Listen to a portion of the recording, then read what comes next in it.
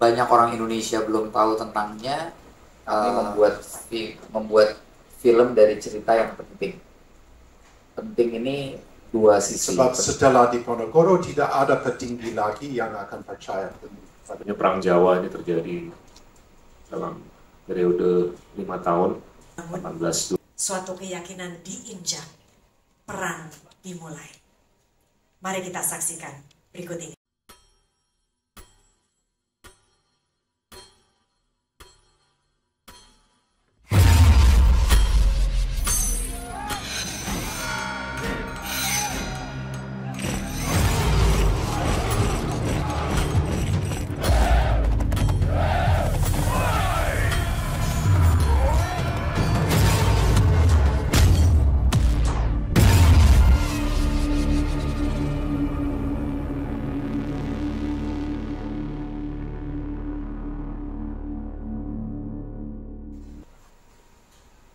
Yang jadi rangkaian dari film terbaru saya beberapa tahun ke depan,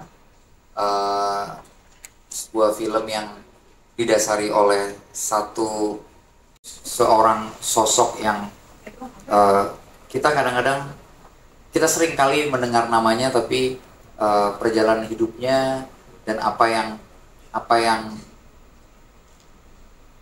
banyak orang Indonesia belum tahu tentangnya masih sangat terbatas pada tulisan. Dan film bukan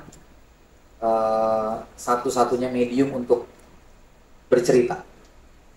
Film, apalagi untuk sosok sebesar Diponegoro, perjalanan hidupnya, konteks sosial dan geopolitik saat itu, tapi film bisa menyajikan sebuah spektakel yang mudah-mudahan yang menonton akan lebih ingin memahami dan menggali lebih jauh.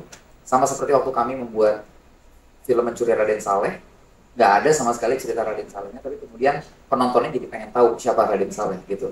Nobatkannya beliau sebagai raja di tahun 1904, tapi juga ada kejadian yang sangat spektakuler di Indonesia, yaitu letupan Tambora, Gunung Tambora di Pulau Sumbawa tahun 1815 yang menyemburkan ribuan kubik kilometer debu yang mengelilingi dunia selama beberapa tahun, bahkan sangat berkorelasi dengan kekalahan Napoleon di Perang Waterloo di bulan Juni 1815. Tambora kejadian di bulan April, dan itu diikuti dengan meletupnya Gunung Merapi di tahun 1822. Nah, ini kejadian-kejadian alamiah yang kalau menurut saya sangat berkorelasi dengan evolusi pola pikir Diponegoro. Dengan menyerah kepada alam yang Tuhan. Dan dia tahu bahwa sama sekali tidak akan untungkan beliau sendiri, keluarga, ambisi apapun, semua menjadi dilululantakkan oleh perangnya. Pada akhir hidup, 25 tahun hidup, dia di dalam 2 kamar yang panas dan menyedihkan.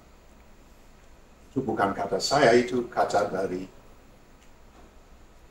putra sulung dari Raja Belanda yang datang ke Fort Rotterdam, bertemu dengan Diponegoro, dan sesudah bertemu dia melayangkan surat kepada ayah dan bilang, kita punya problem besar, sebab setelah Diponegoro tidak ada petinggi lagi yang akan percaya kepada kita.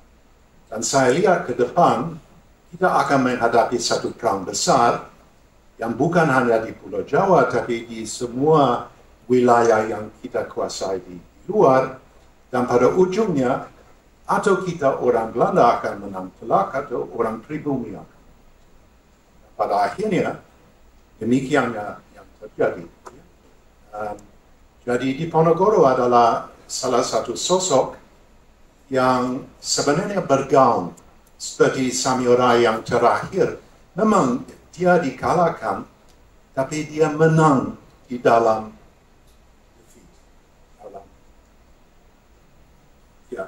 setelah dikalahkan berkembang jauh lebih besar, pengaruh jauh lebih besar.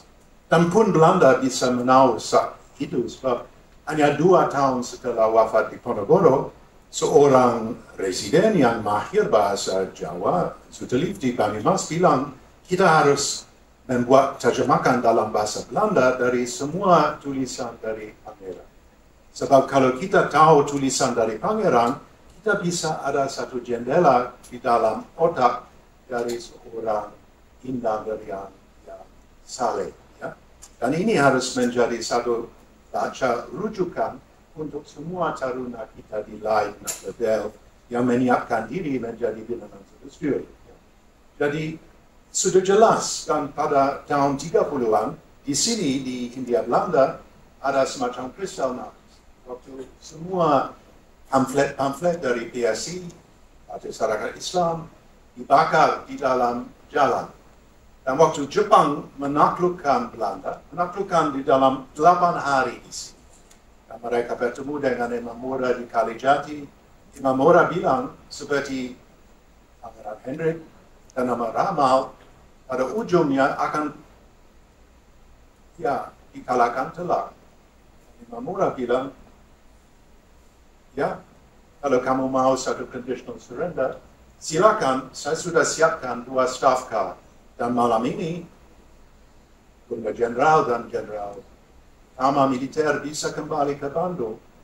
Tapi jam 5, semua pesawat bom saya akan pergi dari Kalijati dan melulu lantarkan Bandung. Itu flatten Bandung. Jadi dalam hal ini, sebenarnya pada ujungnya persis ya seperti irama.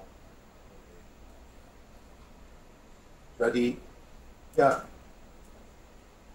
sosok yang masih hidup dan Jepang dengan cepat sekali bisa merasa itu sebab mereka menunjukkan Muhammad Yamin untuk menulis biografi pertama dari Diponegoro. Waktu saya di Leiden